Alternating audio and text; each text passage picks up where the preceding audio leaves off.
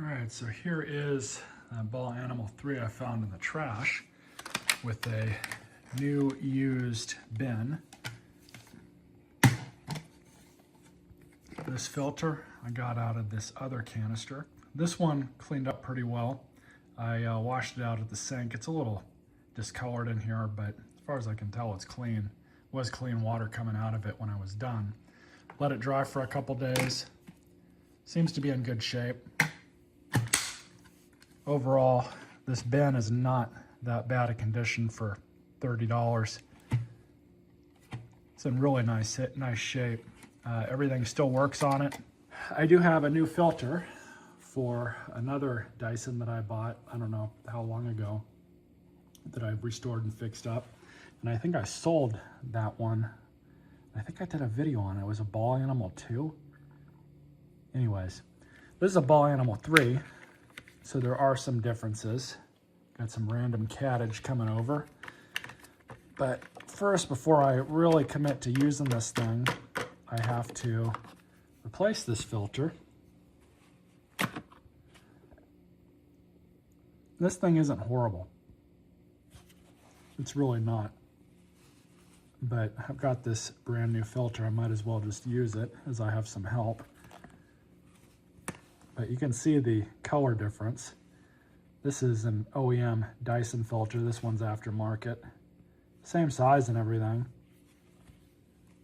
I would really love to see at some point like a particle counter test on, you know, the aftermarket stuff with the newer stuff.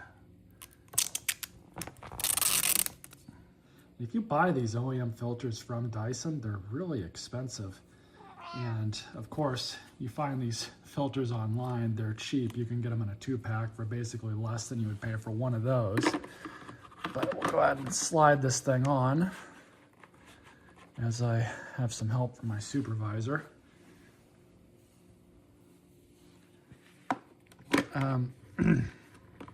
These Dysons aren't horrible vacuums. I actually kind of have a soft spot for them, and I didn't at first, years ago when they first came out. But I don't know, it's kind of different. Like I would never buy one new, but obviously finding one at the curb and putting a minimum amount of money into one, you know, it's like a $400 vacuum somewhere around there after tax. Yeah, I would never spend $400. I wouldn't even spend $100 on one, but for this price, $34, why not? They do clean well. They do have a ton of suction.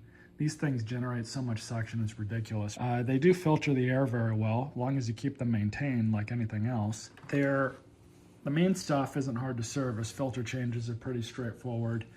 Cleaning the brush rolls out on these, I don't think are too bad. This is the updated design, so we'll have to play with that and kind of see how it works out. But we'll go ahead and get this thing, probably try it out on this bottom area rug here and see how it does. And I just got it plugged in, but one thing I do want to make a point of, on these machines, a very, very real weak point is this tubing down here. Once this starts getting old, it'll start yellowing. This one's yellowing a little bit, but it's still very much still usable. But it'll start yellowing and then it'll eventually split. This one up here will do that. Not as bad as this one though.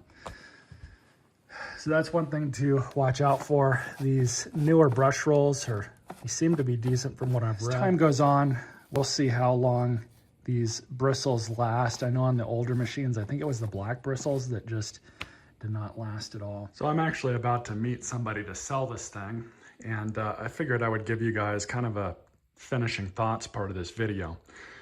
These are not horrible vacuums. They are definitely something like many other models out there I would not buy new. But if you can get a deal on one of these and you have to have a Bagos vacuum, be it Dyson, it's probably going to be about the best you're going to get in terms of performance, raw power. Now with these Ball Animal 3s, I've come to realize that Dyson has not made these parts available to the secondary market yet. Now, some dealers might be able to get parts directly from Dyson, and I'm talking about like very specific parts, like a new switch here, or I don't even know if this thing is rebuildable, but you know, individual parts such as the switch assembly up here, maybe a new cord, stuff that I'm talking about OEM direct from Dyson. I cannot buy that yet as a consumer. None of the parts houses I've bought parts from carry parts for these yet, which is probably because they are still too new. They're still under warranty through Dyson, and Dyson has not opened up those channels yet. Now the Ball Animal 2 and every other machine before these, they have parts out the wazoo for them. You can get whatever you want. But for whatever reason, the Dyson has not made the parts books available either. So there's that. But this machine has a ton of suction for what it is. If as a bagless vacuum, it's probably going to be maybe about the best performing you can buy. And I don't say that lightly. I'm not a huge fan of Shark, simply because they don't make a lot of their stuff repairable, unlike Dyson. Dyson, I feel, has a better warranty. I've dealt with their customer support for warranty issues before on some of the machines that I've found, and they've been extremely helpful. And they've sent me stuff for machines that, you know, I was not the original owner of.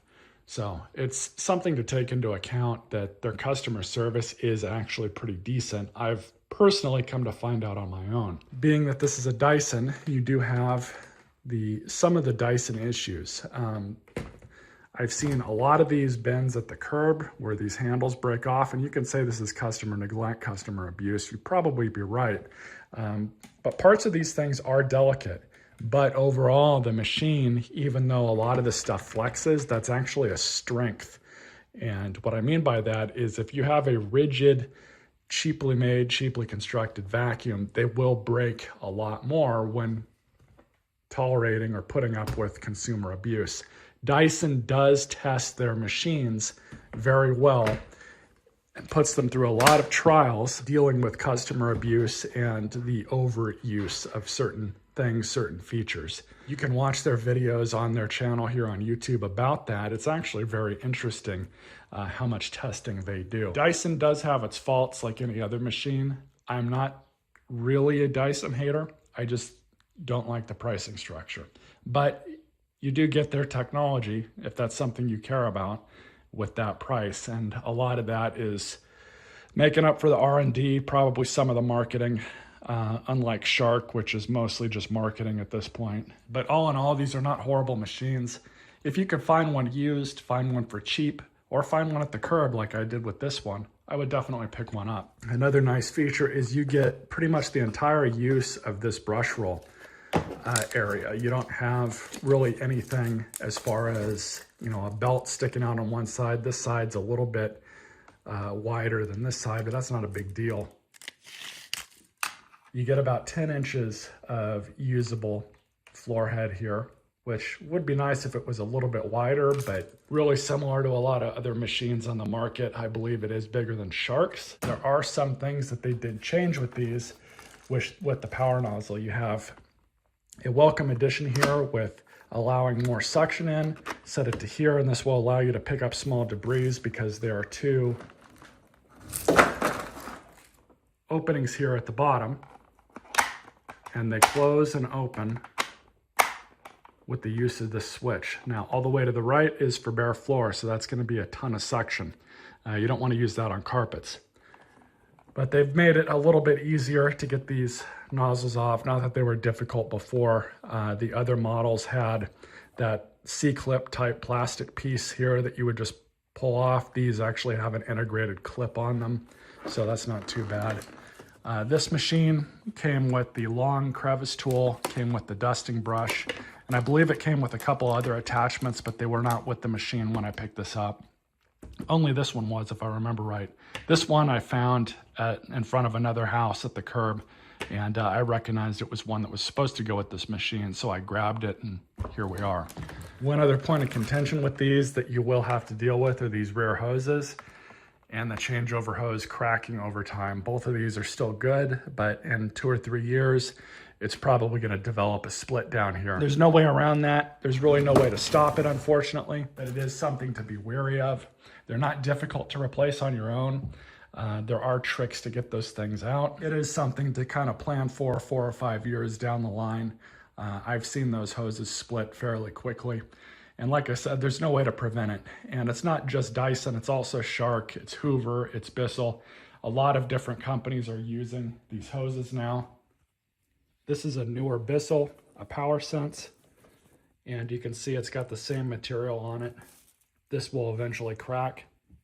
And down here at the floor nozzle, they have the same type of deal. Now, they don't make these parts available to the consumer.